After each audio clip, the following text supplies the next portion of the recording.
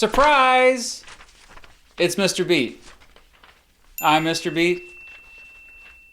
Wait, you don't remember me? Goodness.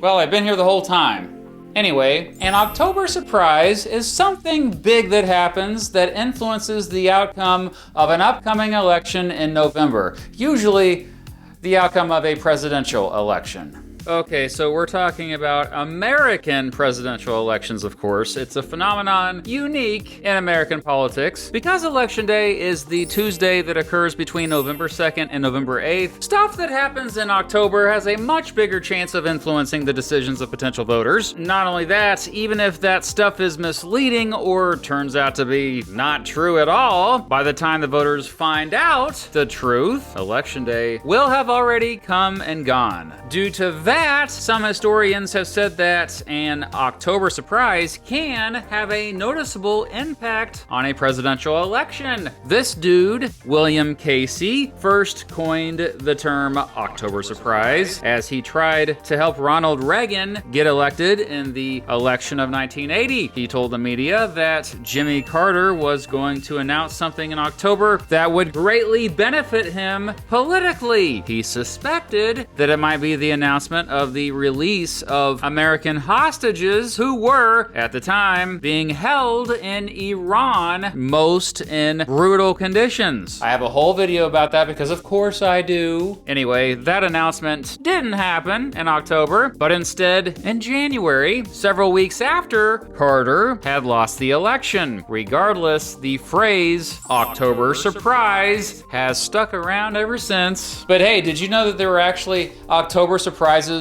long before 1980? Well, there were. They just weren't called, you know, October surprises. In this video, we're going to go through every October surprise in American history.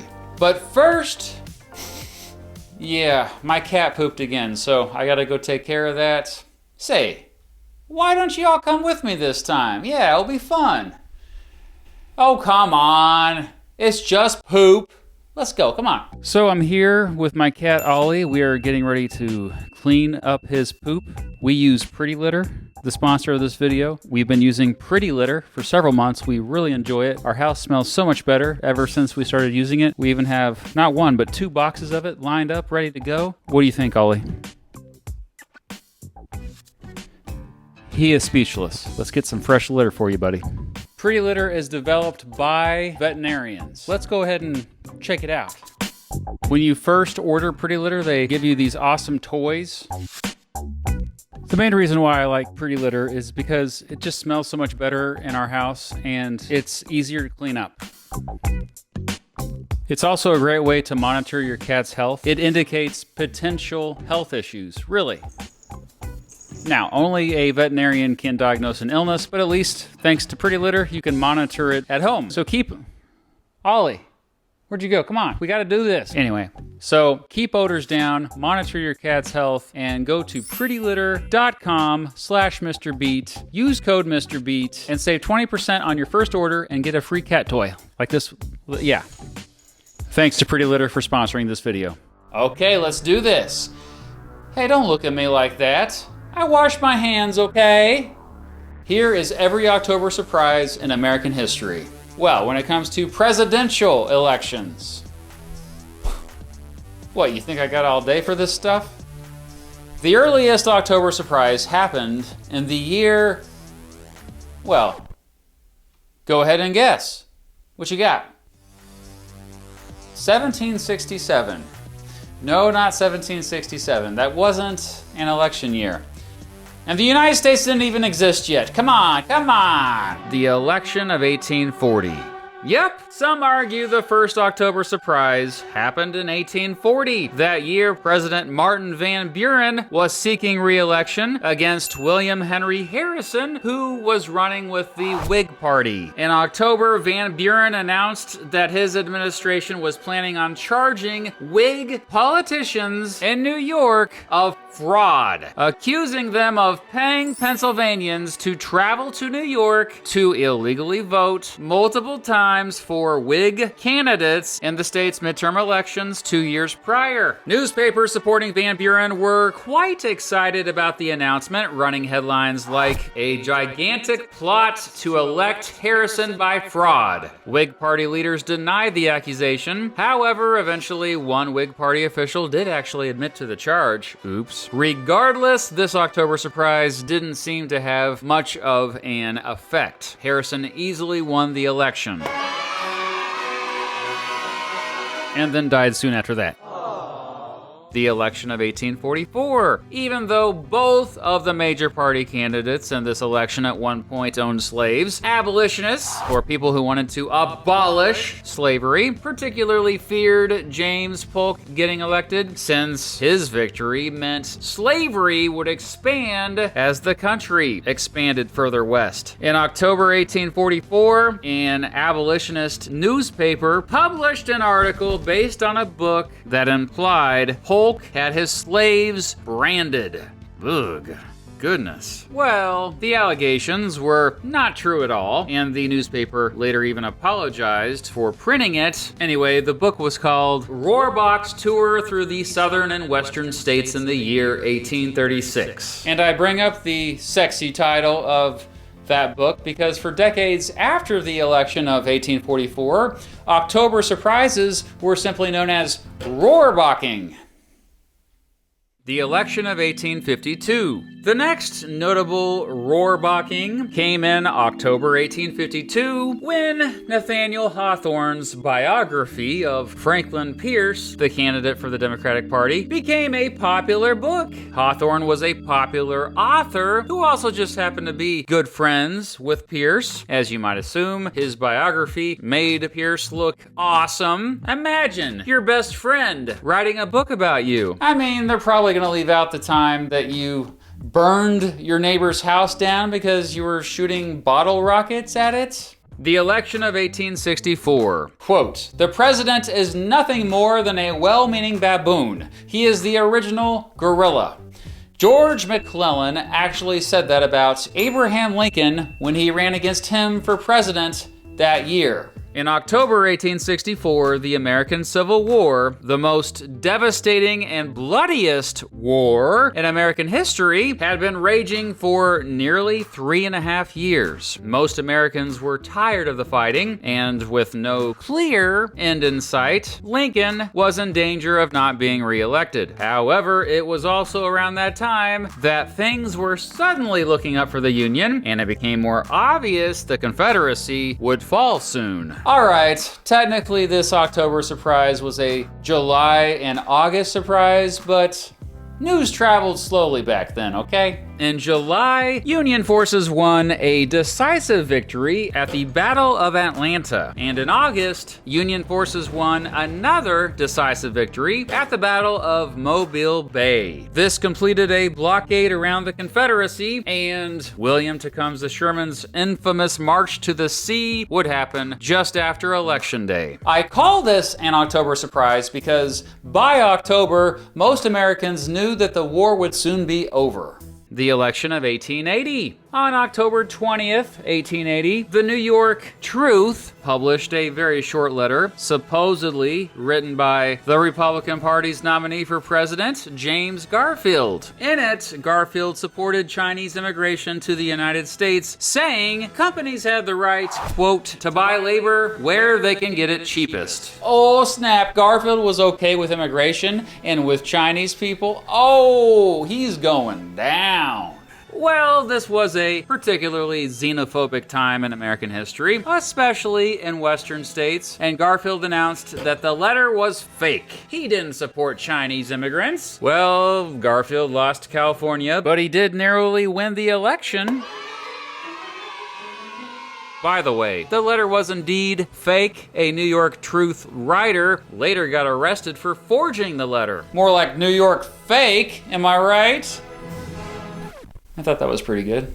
The election of 1884. Well, the Democratic Party definitely needed an October surprise for this one after newspapers around the country wouldn't seem to shut up about their candidate, Grover Cleveland, having fathered an illegitimate child, meaning he fathered a kid out of marriage and kept it secret. In October, the Democrats finally found their scandal. But it was kind of a weak one, to be honest. The Republican candidate, James Blaine, had attended a meeting in which a minister talked trash about alcohol, the Confederacy, and Catholics. In response, Blaine's critics passed out pieces of paper saying he thought the Democratic Party only represented, quote, Romanism and rebellion. Confused, Blaine later said he either couldn't hear the minister's trash talking, or perhaps he just fell asleep during the speech. Regardless, some argue that this October surprise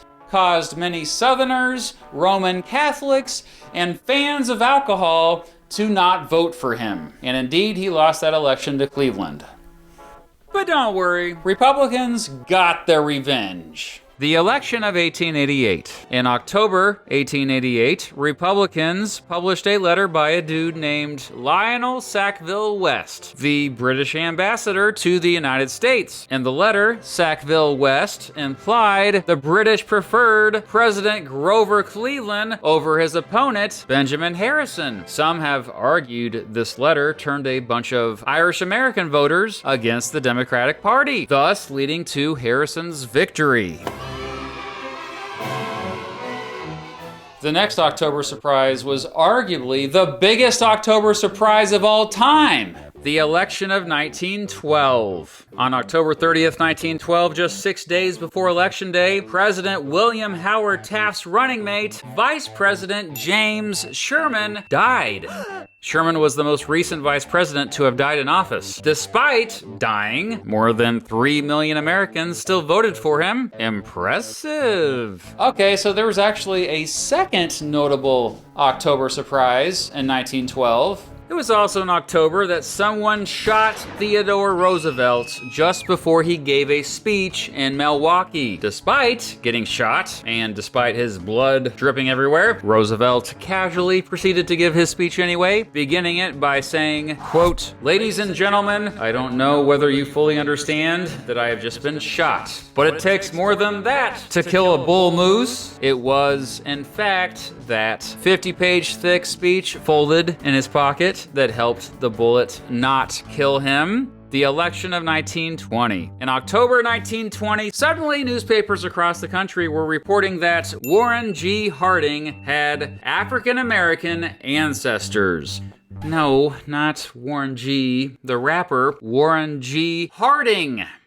Yeah, there you go. Anyway, yeah, apparently this rumor that Harding had, quote, Negro blood was just devastating news for him and his family. Remember, many Americans were racist in 1920. When Mrs. Harding heard about the rumor has it, she cried a lot about it. "Oh no, my husband is not white," she must have said. Harding spent the rest of his campaign trying to prove how white he was. Wait, is that Weird Al? Okay. Whoever is making the visuals for this video is fired. The election of 1940. On October 28, 1940, President Franklin Roosevelt's press secretary, Stephen Early, kneed an African-American cop in the privates just outside of Madison Square Garden. Now, Early did apologize, and the police officer who got kneed said he was still voting for Roosevelt, but Roosevelt had already been getting lots of criticism from black voters due to not desegregating the military. In response to this incident, Roosevelt appointed the country's first African-American general, Benjamin Davis, and announced the formation of the Tuskegee Airmen, who went on to heroically fight in World War II. But he didn't fire Stephen Early, though. Maybe it was too early. There were 2 October surprises in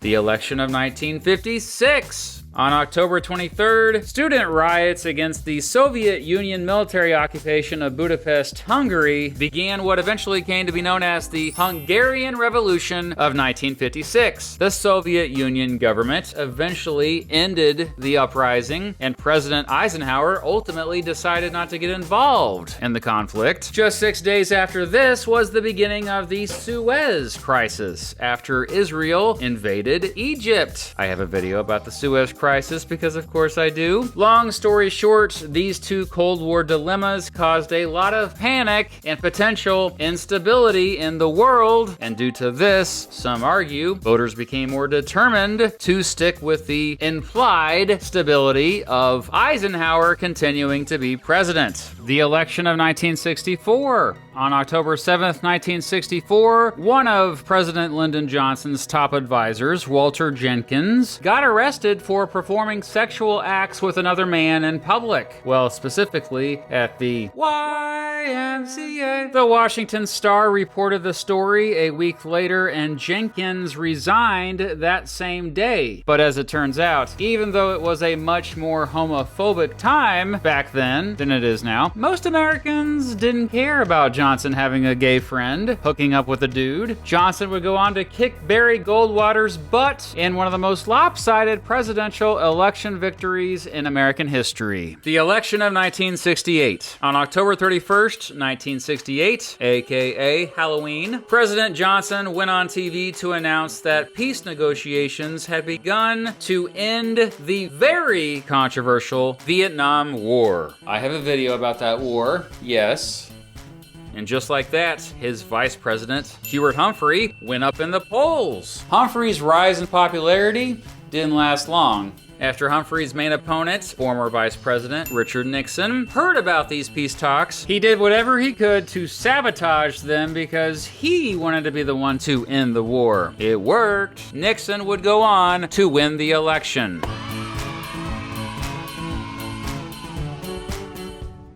And yet, 4 years later, Nixon hadn't kept his campaign promise to end the war. The election of 1972. On October 26, 1972, just 12 days before Election Day, National Security Advisor Henry Kissinger, the lead negotiator for the United States to try to end the Vietnam War, announced at a press conference, "We believe that peace is at hand." The announcement pushed Nixon even further ahead in the polls, and he'd go on to easily get reelected, defeating George McGovern by more than 23% in the popular vote and winning 49 of 50 states in the electoral vote. Dang! What could go wrong? Oh yeah. That. I have a video about that, don't you know? The election of 1980. The most famous October surprise of all didn't even happen.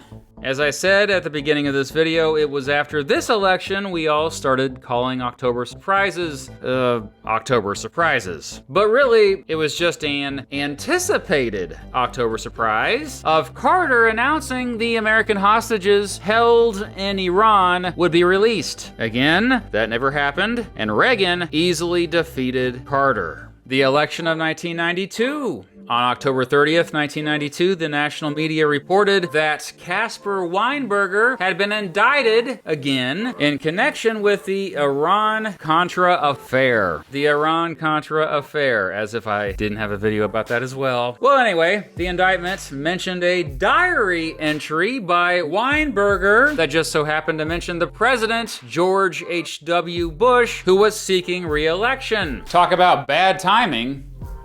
But not that it mattered. Bush would have likely lost this election anyway. Bush would go on to pardon Weinberger right before he left office. Oh, snap, crackle, pop. On to another Bush. The election of 2000. Now, this October surprise was technically a November surprise. On November 2nd, 2000, Fox News, you heard that right, ran a story that the candidate George W. Bush got arrested for drunk driving after a night of partying back in 1976.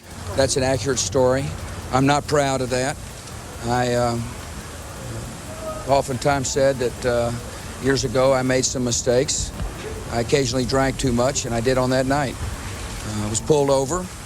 I admitted to the policeman that I had been drinking. I paid a fine, and I regret that it happened. We really don't know how much of an effect this would have on the election, but since it was one of the closest American presidential elections of all time, perhaps it did make a difference. Gore won the election of 2000. Okay, well, George W. Bush won the election. Or he at least became the president.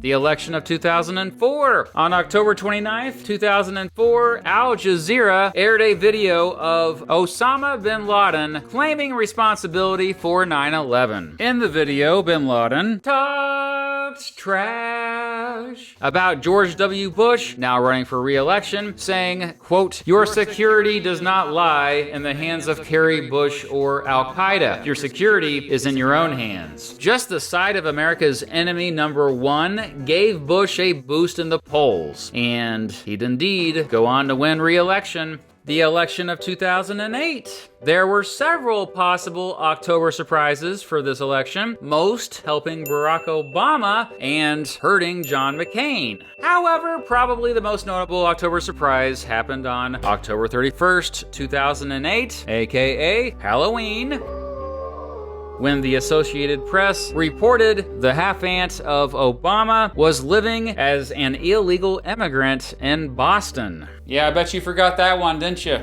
Yeah. Obama went on to easily win that election. The election of 2016. This election had not one, not two, but three notable October surprises. First, on October 7th, 2016, the national media reported on an Access Hollywood recording from 2005 in which Donald Trump used explicit language and bragged about sexually assaulting women. Second, on that same day, the whistleblowing organization WikiLeaks began releasing emails from Hillary Clinton's campaign chairman, John Podesta, that made her look bad. And third, and this is the big one, on October 28th, FBI Director James Comey announced that the FBI was investigating Clinton's emails to see if she illegally shared classified information. The FBI later announced that Clinton did not act with criminal intent and should not get in trouble for it. The election of 2020. In October 2020, the national media became fixated on Joe Biden's son's laptop after Republicans speculated that it may contain evidence that Biden used his power when he was vice president to prevent his son from getting in trouble. I will end this video by saying October surprises are overrated. And so am I. While we're at it, most October surprises have little impact on presidential elections. That said, there is at least some evidence that one October surprise actually may have made a difference in the election results. Comey's letter announcing the FBI's investigation of Hillary Clinton in 2016. It indeed caused a media frenzy, with Trump swiftly rising in the polls after it. In fact, to this day, many Americans still blame this one man for causing Donald Trump to become president. Oh, me? Who do I blame? I blame the voters for voting for him. Dang voters, voting and stuff. Hey, that reminds me. I need a vote. Get out of my way, I need a vote.